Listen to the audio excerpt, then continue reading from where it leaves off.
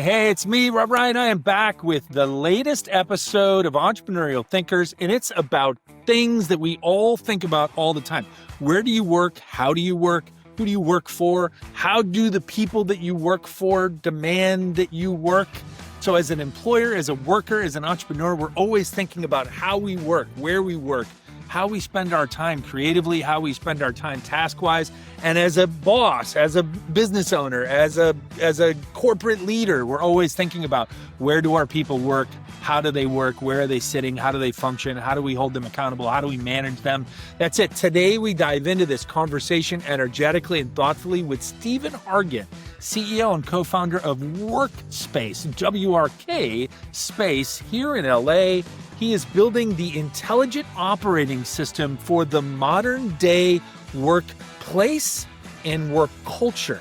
And we dive into all of that, talking about how the through line of humanity and human exploration, human creativity, and human productivity is central to the debate around workspaces and co-working and physical corporate offices and remote and hybrid and all that stuff. So if you are ever thinking about any of these topics, which I imagine you are today in what you're doing in your lives and your businesses, then this is a conversation that you really want to enjoy as much as Stephen and I did making it for you.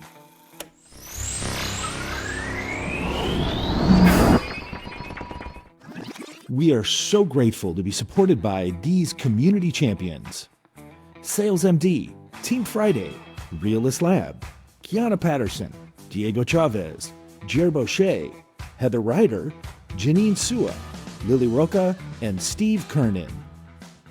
Hola, hello, hi, bienvenido, and welcome back, or welcome to Entrepreneurial Thinkers. As you know, or maybe you don't know, this is the show where I get to have weekly conversations with some of the best and brightest entrepreneurial thinkers across all sectors and segments of society and industry, as we come together to try to leave the world a little bit better than we found it when we began this conversation. So that's what we're going to endeavor to do today. And we're going to do so really excited, grateful to be joined by my friend, Stephen Hargett, co-founder and CEO of Workspace here in Los Angeles. Let me tell you a little bit about him before we meet him today. Stephen is someone who doesn't just organize chaos, he engineers clarity. From reshaping billion-dollar campuses to redesigning how flexible work actually works, Stephen has spent 15 plus years turning messy, inefficient systems into frameworks that help people, teams, and frankly, entire cities operate smarter. From his now baby Workspace to Charger Help to Lacey, the LA Clean Tech Incubator, and WeWork. He's been the guy that companies call when things are breaking or when they're growing too fast to notice what's breaking. Whether it's reimagining workspace ecosystems at Workspace, scaling operations across 18 regions, or blending human behavior with operational strategy, Stephen brings a rare mix of precision, creativity, and purpose. He builds systems, but more importantly, he builds systems that make people better. And he does so very purposefully. He's not only one of the most imaginative entrepreneurial minds here in Los Angeles, I'd argue he's one of the kindest and most optimistic. In fact, if not for his native kindness and curiosity, I don't know that we'd be even sitting here having this conversation, because it was literally as strangers at an event where he was working and I was attending that we first met. And I was immediately then, years ago, struck by his kind, joyous spirit and his kind heart. And I knew that he was exactly what we're going to talk about today, which is a great entrepreneurial thinker. So, Stephen, buddy, it's great to share this conversation with you today. Thank you so much for having me. I'm super excited to be here and just bestow some light and some information. Exactly. That's what we're going to do. We're going to bestow, it's a dark, that people would never know, but it's a wintry, dark day here in Los Angeles on a Friday morning. And so you are literally going to inject some light into the day today. Exactly. And in our pursuit of trying to leave the world, at least about this topic, a little bit better than we found it before we started today. So we've got a lot to talk about. I want to open up right away, just kind of with a broad question. You know, nowadays we all work kind of all over the place. Right? We're remote, we're in office, we're hybrid, we're distributed, we're global, we're local, we're all over the place. But I want to ask you, since you've been immersed in this space for so long, how should we be thinking differently about work as both maybe employers, which is the obvious part of the discussion we'll have today, but also as employees? Yeah, that's a really good question. I think that like when I would say that we've been on this work journey, I think, for the entire existence of humanity. And how we work today, we've been doing it for what was it, since the Model T with the 9 to 5, Monday through Friday. Yeah, Then we had this thing that almost 100 years ago, right? exactly. So we had this thing that happened in 2020. I'm pretty sure everyone's super familiar with it, where before how we work today was really seen as a benefit or a luxury that only the top tier brands could like even have the financial bandwidth or the be to be able to ideate on how do we work, right? Because their product is doing so well that the how, the when, the why is all was things that they could meander over. Fast forward, right? Now that luxury is no longer a luxury, it's no longer a have. It's now it's a have to, because nowadays there's this really interesting intersection of like who controls what, right? And I think that control now is creating a noticeable friction that we see. So, for example, like now, before it was the who, the what, the when, the where, the how was all controlled by an entity. We were Yeah. employee that was wrapped up. When we think about work, the when, the where, and are very in the how are very loose because of different avenues that we've experienced over the last 5 going on to 6 years. And I think that friction of our is creating this interesting dynamic and paradigm that I think that we'll start to everything will start to balance itself back out. And I think that now smaller companies have that new luxury in order to think about work and how it applies to their ultimate bottom line and productivity of their employees. And then on the flip, how employees can leverage how they work in a way that allows for them to figure out like what's their productivity strategy and so on and so forth.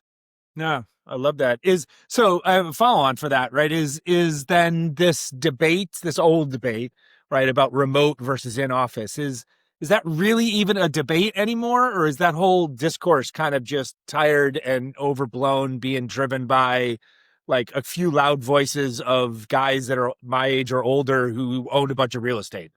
Yeah, I don't think it's as strong of a debate anymore. I think that everyone's starting to settle in to Okay. how we're going to move. I think the real it's still a fear, and I think it's around agency and accountability. And what I mean by that is that the agency of the employee to know when they need to have human interaction versus not, the accountability of the organization understanding is it going to be okay for them to do that, and like there's this like because it's so uneasy and whatnot. And I think that when in one of the jobs that I had, managing a couple of spaces right before Workspace, we were having this kind of conversation, and it came from a public utility, by the way. They were saying that they see the future of work is moving from this mandate perspective into this mindfulness perspective, meaning that if you're able to divide your work into two distinct factions, your community work, which is what we're doing today, and then your focus work, which is the follow-ups, the emails, the back and forth, that as the employee starts to move from mandate where they have to be mandated to be X, Y, and Z, and more of a mindfulness thing, they could easily look at their work for the day and say, oh, today's a community day. I need to go into the office to be able to brainstorm, to be able to think, to be able to have human interaction to get past this. Or this is a focus day. Why am I commuting 13 miles into an office to sit on a Zoom call with my coworker who is down the Right. hall? And then Right. we think about that impact from just a sustainability perspective, just from a mental health perspective, it's like we're able to have moments of better clarity when we start to move from mindfulness and giving agency back to the employee and letting them dictate and determine like, oh, the VP is flying all the way from New York. I should probably show up. Right. Because of like that purpose, like there's a purpose for being in the office that day that is Yeah. productive in the service of my job as well as in the service of the company. Yeah.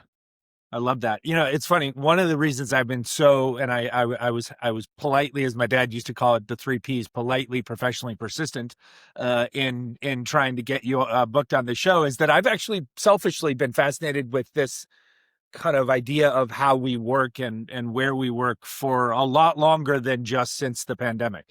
Right. And it was like 1997, 96, I think, that I left a job where I was primarily an in-office person and I became a field, as we used to call it, a field sales remote version of that job for a company, and essentially have functioned throughout both my end of my career stint was like the first 10 years of my life, and then my kind of entrepreneurial stint, which has been this last 25 years of my life, like have largely focused in more of a remote distributed kind of way. And so I've been the guy, like I didn't, like even before I knew what remote work was a thing, like actually when people in your world started talking about remote work as a thing, like 10, 15 years ago, I was always sitting around going like, yeah, I've been doing that super effectively since like 10, 12 years before, right? Since the mid 90s. Like, and I was the guy who used to like, chide my senior VPs and stuff back at corporate and say, if you're really going to say we hire the best talent available, then you should probably start hiring people that aren't just within like the 40-mile radius zone of each regional office, right? Like you should open yourselves up and you should allow yourselves to hire more positions that are people like me. Yeah. Right. Who are in this case a couple of different times, like East Coast headquartered companies. And I was out in like either Phoenix, Arizona, or here in Southern California. So you couldn't literally be further from the office. Right. And so that's just a little background on me. Like I've always been fascinated with this long before the pandemic remote work kind of explosion. So thank you for engaging in this conversation with me. Of course. What you're learning today is that a lot of this podcast is fueled mostly by my own curiosity. I love that. Just acting as a proxy for our audience, hopefully. So, all right. So you touched on it a little bit, but I want to see if I can pull out like a more specific answer to give us kind of a bit of a roadmap. Like, so you talk about it. I love this phrase, like how we move, right? How we move, what we do, what we need to be successful and both mindfully comfortable, functional in our jobs, but also for our companies. Where do you then see it heading? And we're going to talk about some of the technical components of it later, but like just broad strokes, like where do you see it heading now then over the next 10 years or the next 20 years? You know what? So I want to answer this because it's something I've been meddling with and playing with. And I've had 2 conversations with other people about it. And this will be the first time I'll publicly say this. Okay.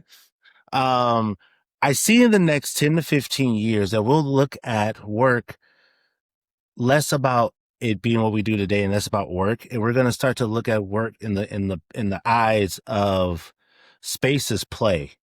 So this is this thing that I've been we're not breaking news. We're breaking philosophies right now. Yeah. So I have this really, really deep rooted belief that work is going to be more of a play space. And what I mean by that is that when we were kids, we went to school and we learned things, right?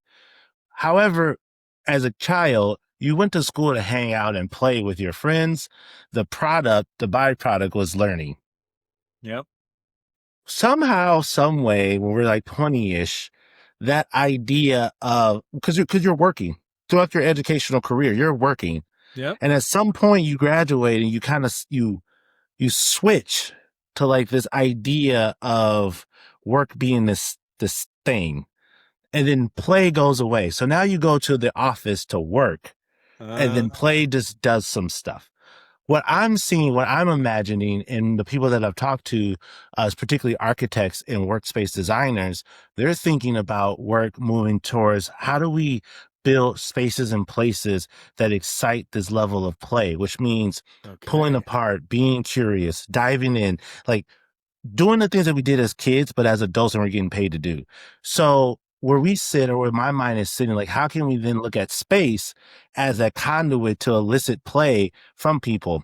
And when I say play, I think people automatically think like hanging out with your friends and so on and so forth. And it's like more so the tinkering aspect of work, right? Because we're all tinkering. When someone sends you an email and your manager, let's say, is frustrated, you're tinkering with how to respond. You've already texted your partner. Now you're having discourse in the text about how to respond. Those are all elements of play that we did as kids. We are so grateful to be supported by sponsors like our friends at Plain Text Capital. You know, investing in Web3 and cryptocurrencies isn't about jumping on the latest trends. It's about understanding where the market is headed and why. Plaintext Capital is a digital asset investment firm focused on long-term strategies backed by deep research, backing the best Web3 companies and protocols, and investing in the newest asset classes of the future. They believe that Web3 crypto will drive digital innovation for decades to come, creating significant value for investors. In fact, their team of highly skilled professionals work with institutions and serious individual investors who want clarity in a space full of hype and noise. So if you're looking to cut through the chaos and invest with purpose, Plaintext Capital brings a disciplined, high-conviction approach to investing. You can learn more and meet the team at plaintextcapital.com.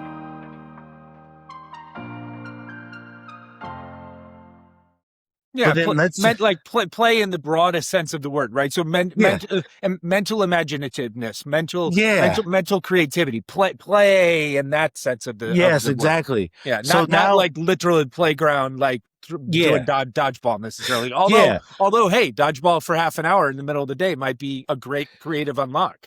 It might be. And it, it's a thing where, it's mental gymnastics, right? So it's like, I think that in the next 10 to 15 years, you're going to start to see more spaces that allow for work to be more in a play space. So for example, let's say you are a shoe designer. Instead of you sitting down with your CAD to do your 3D architecture, you're going to really go into a space that has the leather, the texture, and you're going to pull it apart and touch it and really start to, instead of having it digital, you'll still have digital mock-ups, but still be able to really put it together and see like, okay, this is what I'm trying to get to.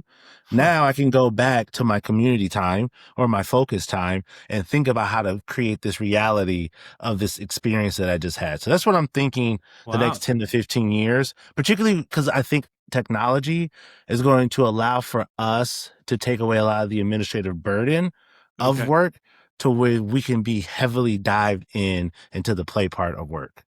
Also, sounds like, you tell me if I'm right or wrong on this, I'm pulling on this thread a little bit. It sounds like then for the real estate owners in this conversation, right? Then we've now created another good reason or an incentive for people to be interested in leaving their home or their remote space and coming to a centralized place on some kind of a schedule, right? Because like now all of a sudden, that would be fun to go to school. Like remember, like you said, like remember when you're little enough and they interview you, you're like, oh my God, I love school. Right? Because your friends are there and your friends aren't at home with your mom. Like, so you're like, I love school. Right. Yeah. And then you do hit this point, it's interesting. Okay, we agree on that. Now I want to, something else I heard in there that I find fascinating. And I think like I had never heard it explained the way you just did, is this dichotomy between college. And again, for those that go that are privileged enough to go and have kind of a robust social college experience, maybe, which is different than maybe someone who's commuting and working 3 jobs. Like I get that there are all kinds of ways to experience it, but let's just kind of for the minute say the general broad kind of college experience that maybe you and I probably had. In some ways, that the way you described work in the very beginning, right? Is like we have these bursts of focus time work where we do these things where like, this is the thing I have to get done. And this is the homework I have to hand in. This is the project I have to contribute to. And then there's the other parts of work, which are much more naturally social and curious and exploratory. That, like when you said college and then you drew that hard line between like, and then we graduate college, we go into the workplace.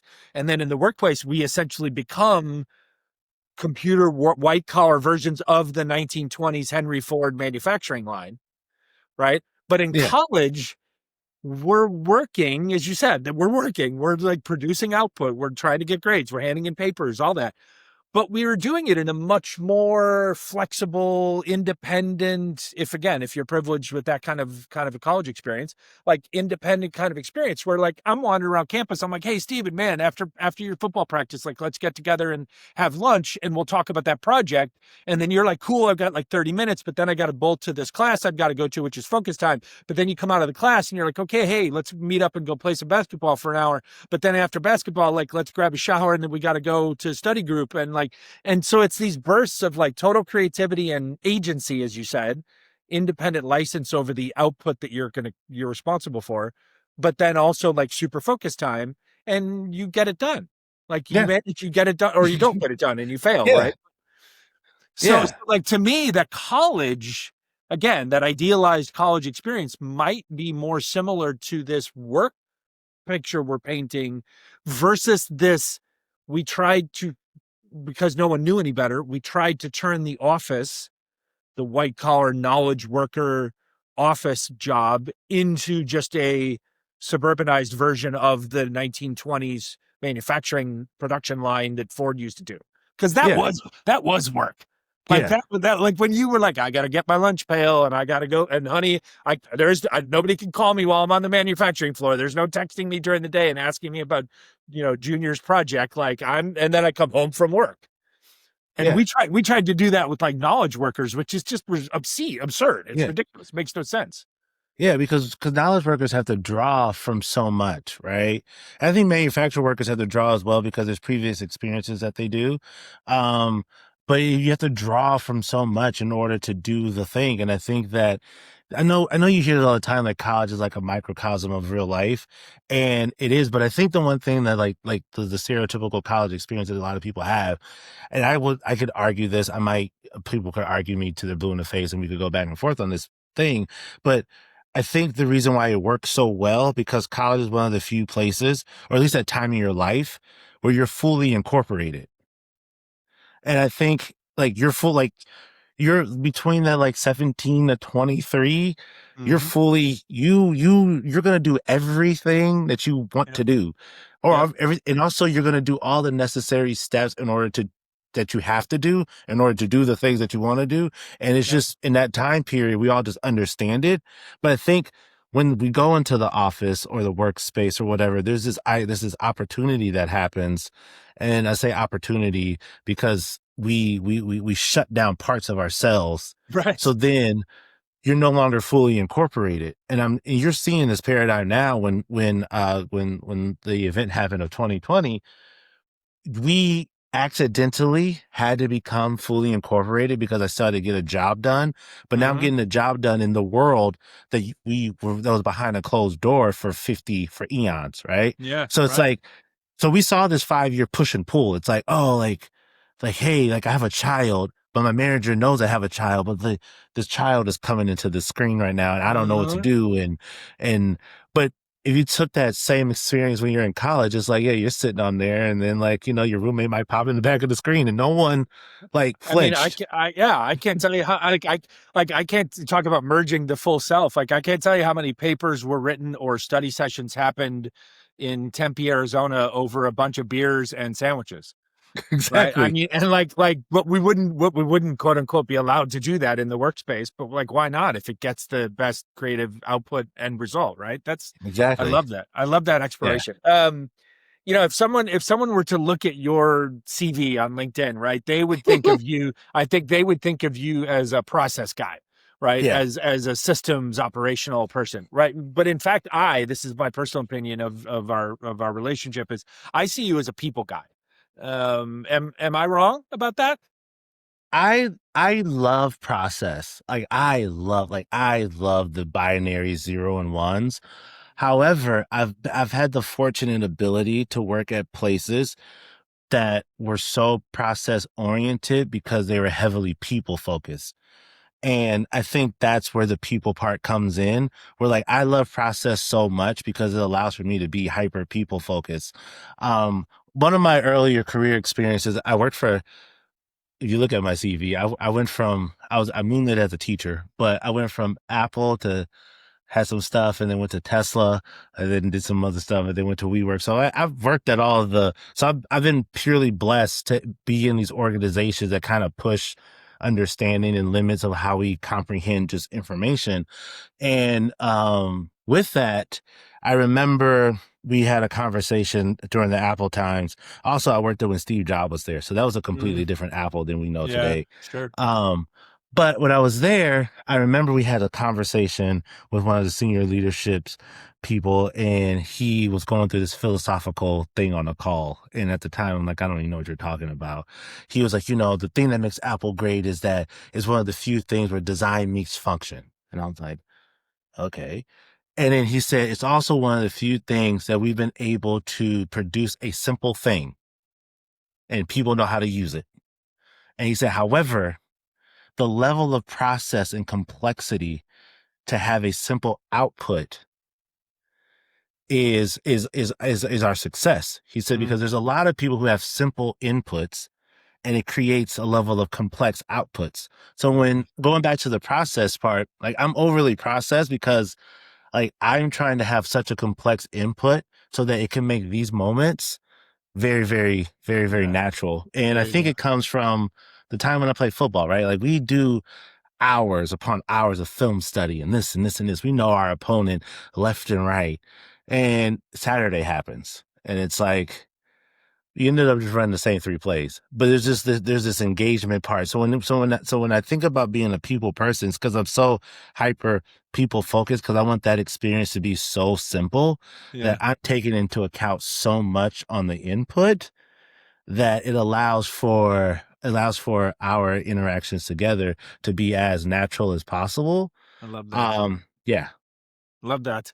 That's fantastic. And it does paint a fuller, totally incorporated picture of you, which is keeping with the theme today. So Yeah. let's talk. We started talking about, it's a Friday morning here when we're recording this here in Los Angeles. Let's talk about working and work in LA for a minute, if we can.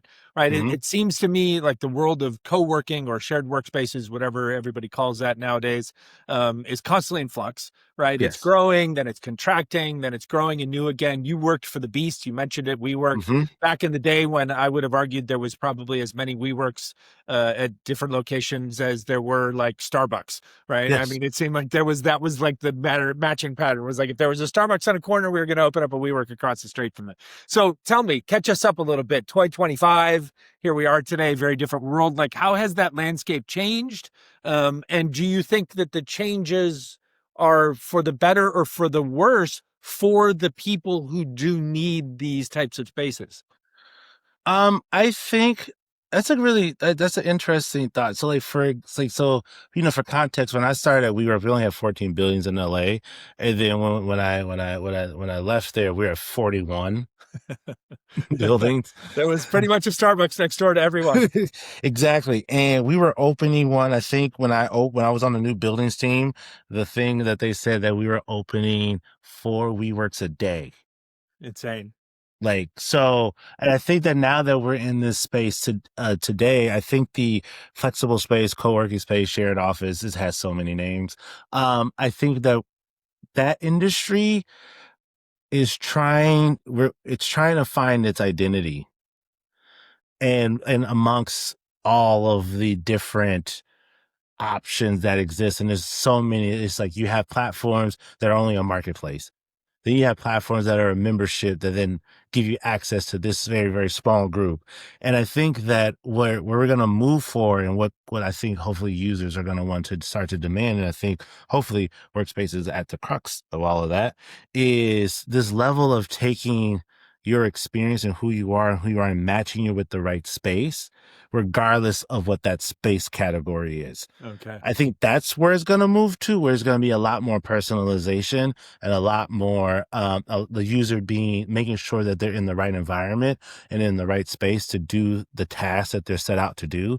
Yeah. I remember when I was at WeWork, there was this, it was like, right, if this project had took off, I think that we would be having a completely different experience. And basically they were trying to figure out like how to make the space adjust and augment to who walks through the door.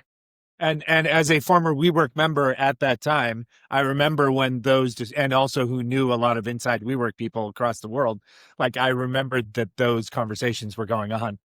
Yeah. So I think we were probably going to go back to a version of that, right? Okay. Where it's taking how you live, how you move, and applying that to the space that you need to do that thing in, right? Yeah. And I think from a workspace perspective, because we're very loose with the word space, we're looking at it from trying to be on the other end of that, to where it's like people come to us for space and we get real loose with space. It's like, so like, for example, for an accountant, down the street, coffee shop in the back corner could be their perfect space. Right. But the question is like, how does he or she know that, right? How do they know that that's their perfect space? And I think that's the next iteration of this industry, is that the user understanding that all of these different spaces, which now will apply a lot of pressure to those who own the space, to those who are leasing the space, to those that are building the space. So I think that I would say in the next 2 to 3 years, you're going to see a really big clash between the old regime of the owners, the leasers, and then things like that, and then the users' demands. Because one thing that sticks out to me, and I am usually yelling at my LinkedIn screen, is when I see a post that says, "Oh, there's so much demand for space and not enough supply." And I'm like, or you hear, "There's so much supply, but not enough demand." And I'm like, actually, it's pretty balanced on both sides. I just think that the supply that exists for the demand that wants it isn't a match, versus the demand that wants and the supply that is just, they're just not matching up. And I'm like, Right. well, there's a way to allow for those to match up, so that then moving forward, there's a easier, more balanced approach. Perfect segue. You're an awesome podcast guest. You just segued us to the next couple of questions, because I want to give you a chance to talk about Workspace. And I'm going to be clear for those that are listening and not watching, right? It's WRK space, right? So just to be clear, we're going to talk about that and show you how you can find him at the end of the show. But at Workspace, you say you're building the intelligent operating system for the workplace. So what does that mean? Some days I don't know. What does it mean? What does it mean today, right now? Well, today, what it really means is that We are so grateful to be supported by sponsors like our friends at Haney and Company. You know, we all know that in today's complex financial landscape, having a trusted advisor can make all the difference. Since 1960, Haney and Company has been providing comprehensive accounting services to a diverse range of clients, from small businesses to large corporations. With nearly 400 professionals across 13 locations, they offer services in tax, audit, business consulting, and client advisory. In fact, their commitment to excellence has earned them recognition from Accounting Today and Forbes magazines. At Haney and Company, though, it's not just about balancing books. It's about building lasting relationships based on trust and mutual growth. So visit HaneyCPAs.com. That's HaneyCPAS.com to learn how they can support your business's financial journey. I can give you the corporate blurb or the boilerplate, but I'm going to just articulate it as best as I can. Essentially, what we're trying to do is allow for technology to take a lot of the administrative burden tasks of finding, booking, and managing space. Take that. Let technology handle those things through automation, so that human can do what they do best. Because what we found is that a lot of people who are finding, booking, managing space that isn't their primary job, it's something that someone added. It was like, "Oh, you seem good at that. Try it." And then you have this person try to book an event space, and they're like, "I'm an accountant." Like, Yeah. and like, or I'm an administrative assistant, or I'm an office manager, or I'm an operational person, but I have 27 other operational job tasks. yeah. And I don't know. And then you go buy it, or you go find it, or you go book it, then now you're stuck with the burden of going back and forth, negotiating, now going to your man saying, "How much can we spend per hour?" They're like, "I don't know, make the best decision." So you're doing all of this stuff, and then that's taken away from the main thing. Right. And then now, if you look at your job, you're being evaluated on something that you don't really do that well, because that's not what you do. And then the things that you do really, really well are taking a back seat. So with Workspace, we want to build a platform that allows for teams and companies to, at the speed of software, be able to do this entire ecosystem as easy as possible, just by sending a message. And we do have and if people are like, "Oh, so who's your customer?" It's like, well, that depends. Cause we get cause I was in a program once in there, and we had a conversation about the fundamental difference between a user and a customer, right? Yeah. Like, I know our user very well. It's our office managers, it's our CEO, it's our COO, it's our salespeople, it's all of that. The customer is like, who's actually going to buy this? Because what we're finding is that our customer is so far away from the pain point of the user's problem. So a lot of our work now is trying to fill that gap in between, to show that you're paying us to do X, Y, and Z, because it will ultimately save you this, because then this person can go really be hyper focused on revenue generating activities and letting the software do the other things. Okay, so let's talk about that for a second, right? So I was going to ask you, right, because as I've understood the story to date before this conversation today, Yeah. right, you are serving multiple, as you say, profiles, right? That's probably the better word to use, right? There's a customer, a decision maker, a buyer, someone that's paying for the services, and then there's a user, and there might even be, if I'm hearing it correctly, potentially multiple different like customer profiles. So you have tools that are making life easier and more efficient for the people that are operating office spaces. Mm-hmm. And then some aspect of those tools are making life easier and more efficient for the people that are resident in those spaces or are using those spaces. Mm-hmm. Okay.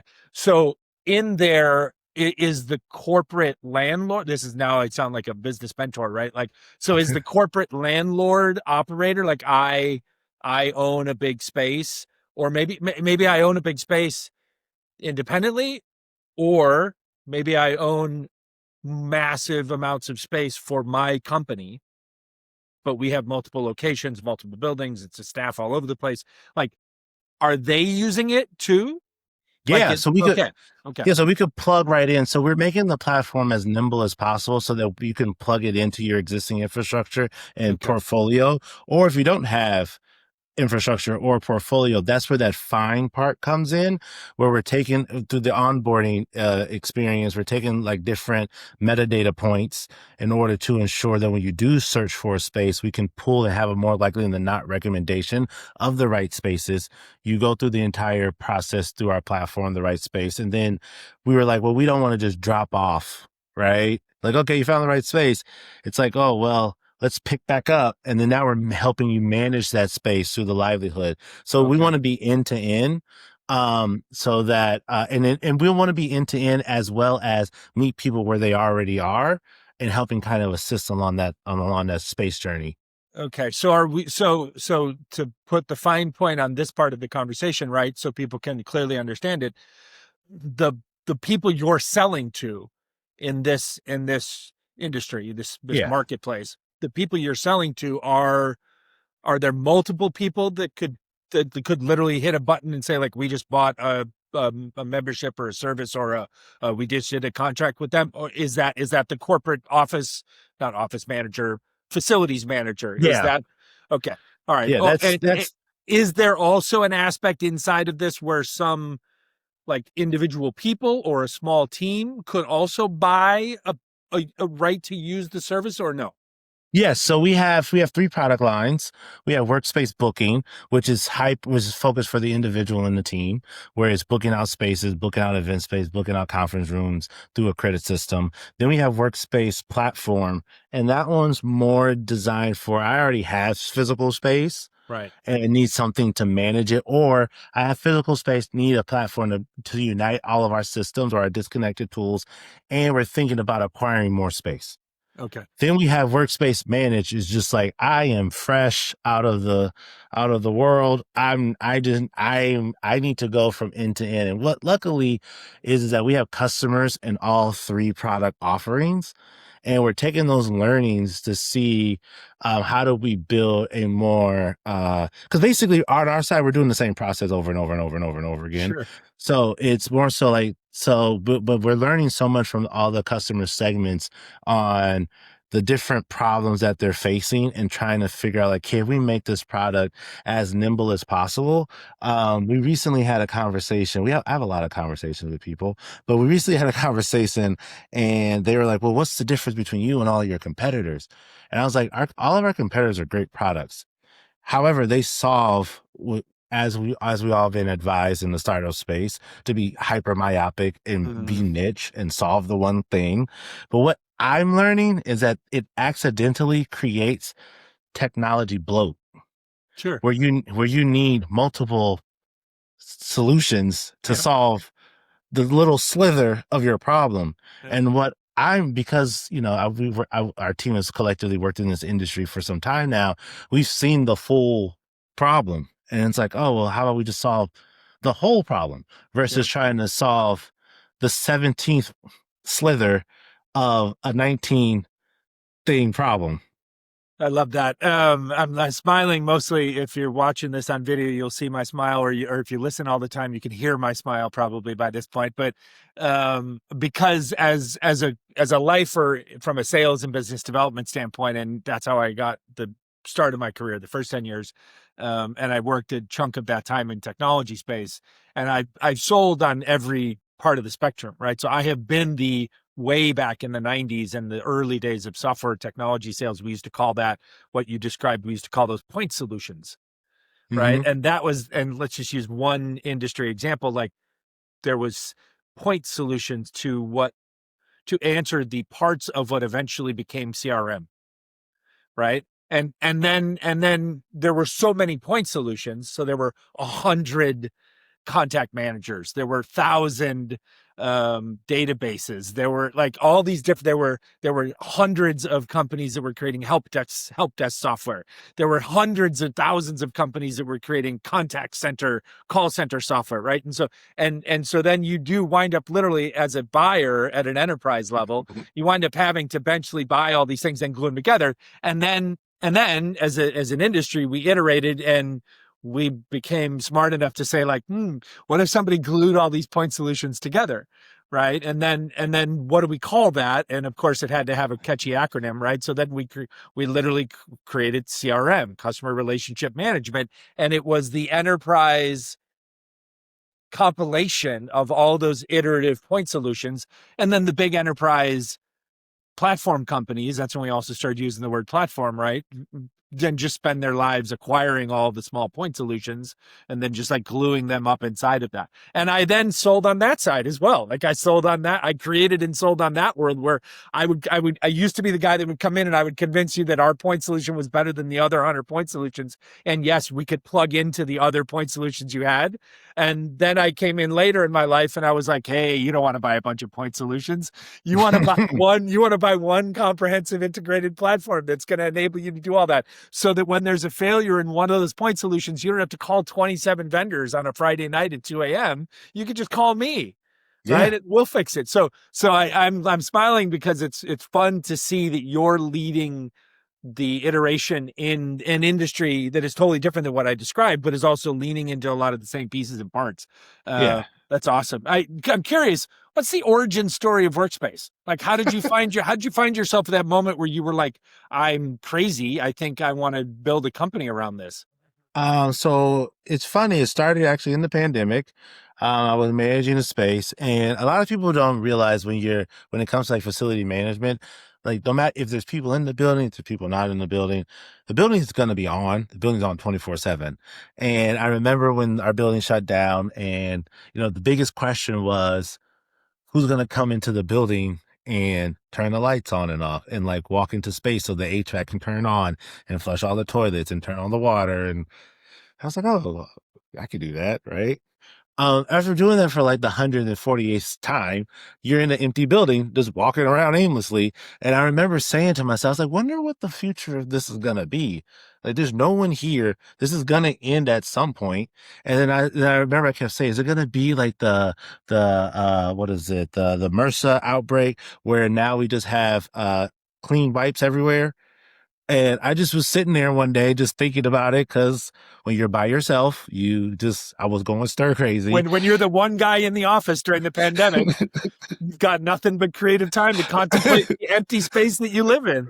Yeah. So, I remember I was coming down the hallway back to my desk and I said, what would a decentralized WeWork look like? Like if we had like a membership, but like we united all the independent co-working spaces underneath a membership. Okay. Like, is that a real thing? So I started Googling and I saw all the different like people were doing it. And I'm like, okay. But then I started to see like all the different things that created friction as from a user perspective, and then all the different things that created friction from the person who had to manage the booking when the person showed up. And I was like, I'm going to keep down this path. Right. So that's how Workspace started, like 2020, 2021. And then obviously I dropped it for a bit because then I was like, I'm going to be a good corporate man. And then I picked it back up in I would say I picked up the idea back in late 2023. And what was interesting about that is when I met my co-founder, we were at a basketball game and we were talking about what I did. And like, now my deal, we've been on the team for some time now. Yeah. And he was like, we were walking to the car and we're talking about it. And he's like, I'll do it with you. Now, mind you, I don't really know him that well at the Yeah. time. And I'm like, okay. And that was the start. That was the start of like the official thing. And Right. we spent 2024, it was a really interesting thing of like, what is this? How do we do this? And at the end, we had a person say, I love what you're doing. And I like the trying to build a membership model. And I'm like, great, great, great, great, great. There you go. And then they said, but I won't pay for that.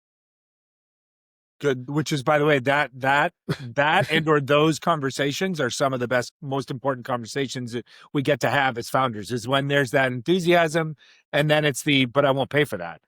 Yeah. And I'm Or like, the other one, which is the enthusiasm and then like, yeah, I'd pay for that. yeah. And he was like, I won't pay for that. And I said, oh, well, what will you pay Uh-huh. for? And he's like, well, this is what I need. I'm super busy. I have a small team. We need these particular points hit for an office. And I need someone to help me with the day to day and so on and so forth. There you go. And I said, he said, I'll pay you for that. And I went, Okay, we'll start there. sure. I love that. And we went out and found them a space and whatnot. It was our first ever customer. They're amazing. The founder of that organization is called Pink Cloud. They are doing some really, really great work. And They are. as a shameless plug, Yeah. they're doing some really, really great work. Shout out to the Pink Cloud guys, which will also make another alumnus of the show and a great friend of the show, Dave Whalen, very happy, because Dave's a big advisor, collaborator with the Pink Cloud team. So that's cool. Yeah. So please have them on. They're amazing. So we helped them. And then from there, I had another person who came and said, Yep. hey, what about this? And I was like, okay, Yeah. great. And then we kind of just started to see that the bigger problem was less about access to space, because we have all those platforms. The bigger problem it was all of these different things. And what ended up happening is that we found that the biggest problem is the administrative part. Sure. It's like, if we can lift that off of someone's plate for event search, for conference room search, for space search, if we can lift all that off of someone's plate, what can that person be able to do with that extra added time? Yeah, no, that's that you've very normal, very circuitous route as a founder to find product market fit and find that initial feedback. That's amazing. Fast forward, here you are, you've got 3 products, right? You've got customers in the different product segments. You're raising capital. I know that. Mm-hmm. What's the dream from here? So we're gonna raise this capital and then we're gonna use it to do something productive, and that it's gonna get us somewhere out into the future. What does that dream look like for you? What does Workspace look like in its idealized format at some point in the near future? If you had asked me this last year, I would have said we want to get acquired for all the money, right? However, seeing the impact of our customers when we're helping them, it's that the dream that I have is that, can we be the operating system or the central nervous system of this new way we work? Can we be the platform that drives how people show up in physical space? And can we be the platform, one of the first platforms to really unite the human experience and the digital experience together, so that we can kind of move together, and less like one pulling the other. I would say that that's what I would love to see in its true form, is that we're the central nervous system for all things that comes to physical space and the physical environment. I think that we started off with co-working, we moved into traditional commercial real estate, but what we're finding is that we want to touch all things space. So we had a customer for a football team, and their head coach, that's their job. Their job is a football coach. Their workspace just happens to be 100 yards by 53 yards. So we found them a workspace so they could do their job. And that's what we want to be able to do. We want to have that central nervous system for all sorts of idea of work to be that space, be that space conduit. We are so grateful to be supported by sponsors like our friends at Chisos Capital. Everyone knows that raising capital is hard. And frankly, finding the next pool of entrepreneurs to get access to as limited investors is sometimes impossible too. Do you have a big idea, a dream you're building, but you're struggling to find early funding? Well, Chisos is changing the game for founders, creators, athletes, and investors. Whether you're launching a startup, growing your creative brand, or training for the big leagues, Chisos backs you. Chisos uniquely invests up to $100,000 in people, not just products, whether they be entrepreneurs, creators, or even athletes. With their unique CISA model, convertible income share agreements, founders get flexible funding without giving up equity or ownership, and investors get attractive returns and great upside with less risk. Chisos works for both investors and the people bringing our world to life. If you're seeking access to a truly diverse pool of deals, or you're someone who feels overlooked by the VC game, Chisos is ready to back you. So apply now at chisos.io. I love that. That's a fantastic way to describe it. And it segues to kind of maybe the last question about the business. And then I've got a couple of personal questions to ask you before we get to our closing segment. This is the obvious question I have to ask because I seemingly have to ask it in some version of everybody that I talk to, no matter what we're talking about.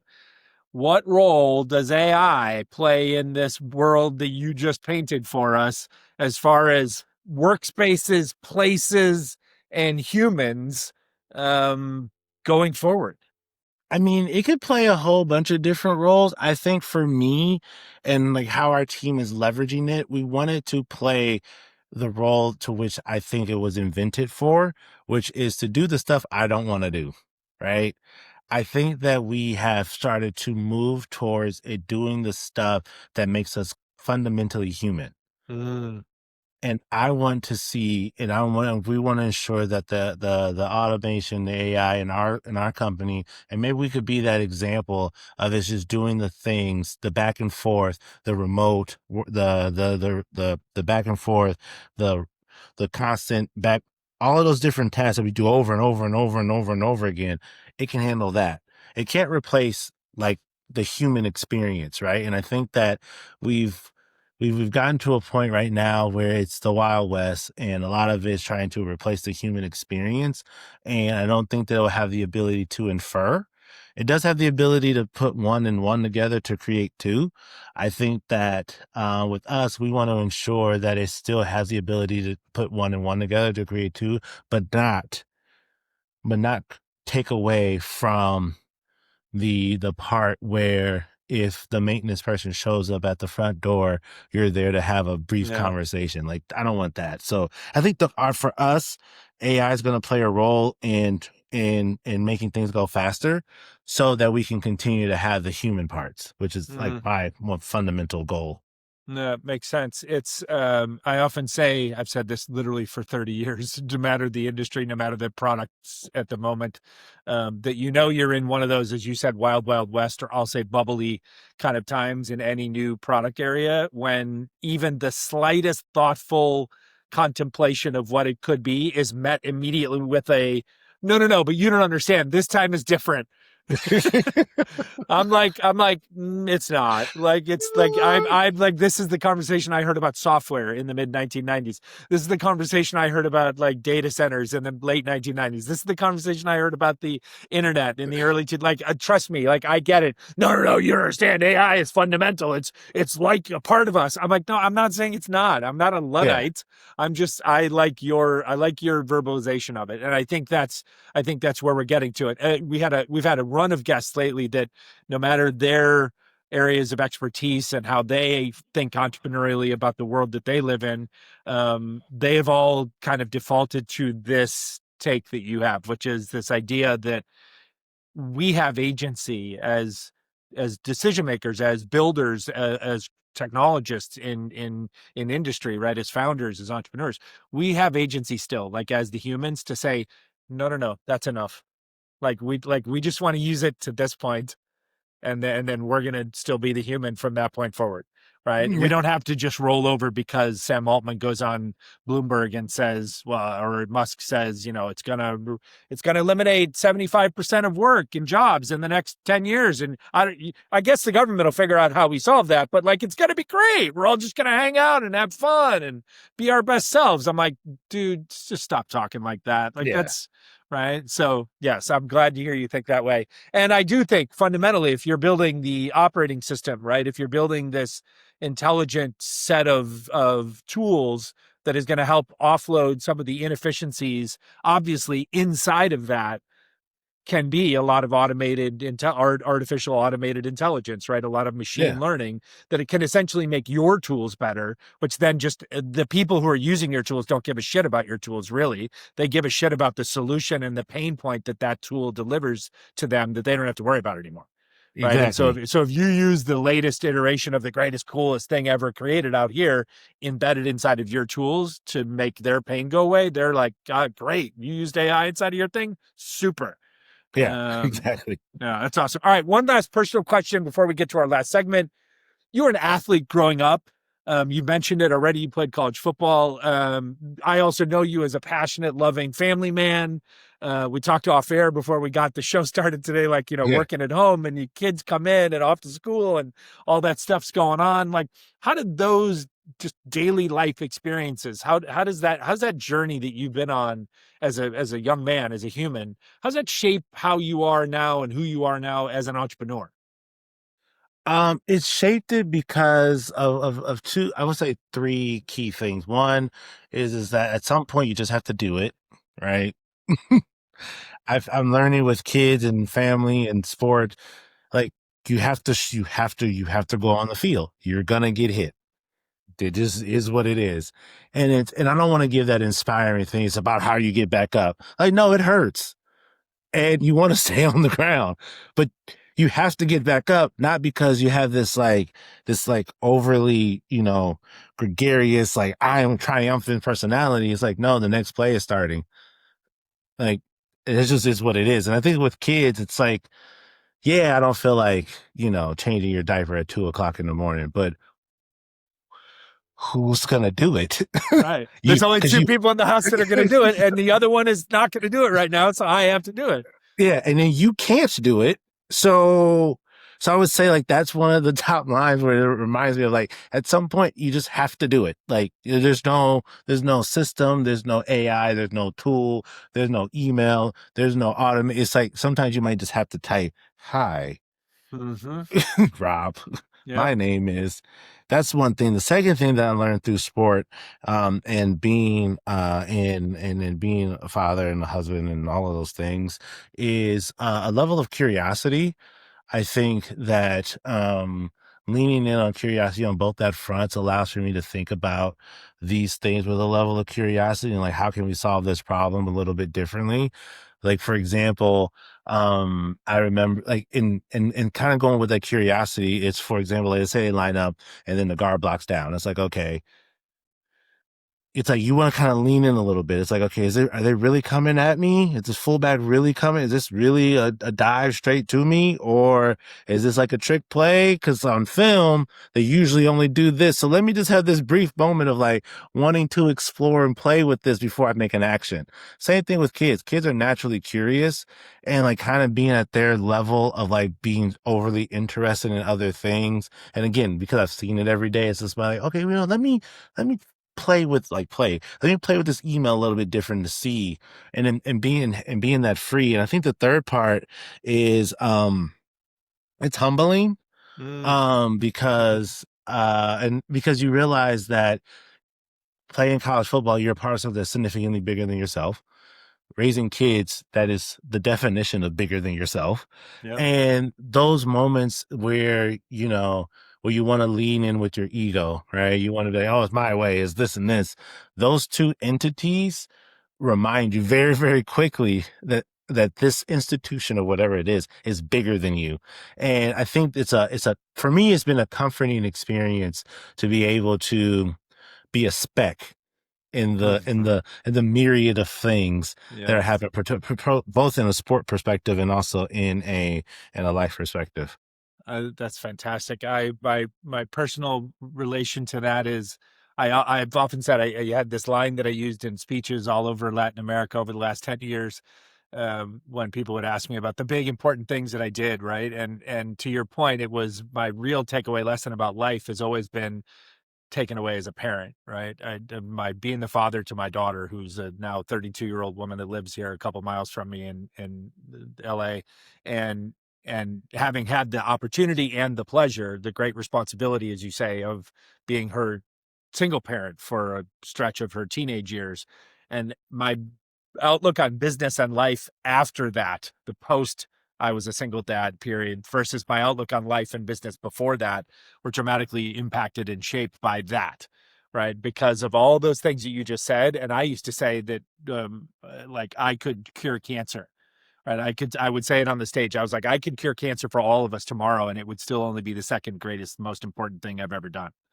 Yeah. And the prelude to being that single dad for her, that early section of my career, was I was obsessed, and I thought that whatever it was I was doing at the time, right, whatever title I had, however much money I was making, whatever company I was trying to start, I thought that that was the most important thing that I could possibly ever do in my life, right? And then I learned that no, actually, the most important thing I could ever do in my life was the thing that you said I just had to do. Yeah. I will never, it forever shaped me to have to wake up for like 6 years and basically make 3 meals a day for her. Why? Not because I particularly am a good cook. I'm not. Nor do I love like foodie stuff. I'm not. But like she had to eat. So like, and I looked around, and in my life, there literally was no other partner. There was no one else. It was just me and her. And I was Yeah. like, okay, she has to eat. So I have to eat her. I have to make lunch for her to get to school today. Right. And Yeah. then that has shaped my life since then. In the 10, 12 years since then, right. It's dramatically shifted my view of how all of this stuff matters. Yeah. And why we do it. I love that answer. Thank you for being so honest Of and course. vulnerable. Last question, and this is a little bit different vibe here, a little bit more actionable for our guests or for our listeners so that they can kind of take something away from here. So this is aimed at like, let's think about that corporate decision maker. Let's think about that facilities manager, that VP that is in your universe, right? What are the one or two questions that company leader needs to be asking themselves and maybe their people today to determine what sort of a work culture space, how they're going to use the space that they have to create the company that they want to have? So what are one or two questions that company business leader needs to be talking about with themselves and their people, to figure out what kind of company space user, how we move, what we do, they're going to be? I think the first one is a question that they have to constantly, I think, evaluate or say to themselves is the design of this meeting the function of the intentional function that I want to happen? Like we like that's number one. And are we building this to meet the function of what we imagine is going to happen? If yes, great. If no, we think about it. But then to be able to ask that question, there's a level of humility that you have to have in order to ask that question. Is that, are we building something that is going to be what we think is going to function? And if it doesn't function that way and we already built it, we already spent the money, are we comfortable enough to then change? Or are we going to try to force this on? And then the second question I would say that you have to think about is, I think, does the process allow for people to be people? Mm. And I think like that's the question that like I think is deeply rooted in yourself. Like does the process allow for you, like does it allow for a person who we don't know, like life is 360 degrees of stuff. I don't know what, when they step into that space, what just happened before. I don't know what's going to just happen again. But do we have spaces and places inside of our organization that allow for that person to just exist? And if so, what is the, going back to the first question, what is the intentional outcome that we expect to happen when that person is being a person? And to, a little nugget is that the big brands that we interact with every day that is, one is our, we partnered with some things on, we're working on another one. Those are the types of questions that they're asking because they found that it's a direct correlation to how people produce, which is a direct correlation to the product that they sell, which is a direct correlation to the bottom line. So these big companies, they're asking these types of questions. So I think every company needs to have these kind of conversations. And the companies that we've talked to and that we work with all the time, they're having these conversations at a level of honesty and vulnerability that I wasn't like privy to before until we started talking to them, and to understand they're asking these questions and we're seeing the results of them asking these questions. That's great. Yeah. That's great. I mean, to think, right, for everybody that's listening, no matter what size, no matter where you are, no matter what stage you're at, right, that what you just alluded to essentially is the best and brightest company leaders, which are the types of people that you're surrounding yourself with. They're asking themselves these tough questions and they're being honest with the answers. And therefore, what you're seeing in their culture, how they manage, how their people move, how they kind of maintain and value and amplify the humanity in the process, how they do what they do, like they're seeing better outcomes as a result of asking. That's terrific. This has been an absolute pleasure, buddy. I mean, this is in the spirit of the show, right, is I'm seeking out, as I call you, as I'm trying to convince the world now, little by little, one conversation at a time, right, that we don't all have to be entrepreneurs. We don't all only have to be investors, right, but that there is a need in our lives to have more entrepreneurial thinkers across every sector and segment of society and industry who are basically thinking about the things, both the problems and the opportunities, the challenges and the needs, are thinking about them differently, are thinking about them entrepreneurially, in a way that maybe the rest of us haven't been thinking about them. And I can't thank you enough for becoming that person for me today, because as I told you, selfishly, I've been thinking about this space, this world where space meets people, meets function, meets design, meets needs, meets corporate, meets industry for 30 some odd years. And it's only been a thing that everybody else has talked about for like the last 10 or 15.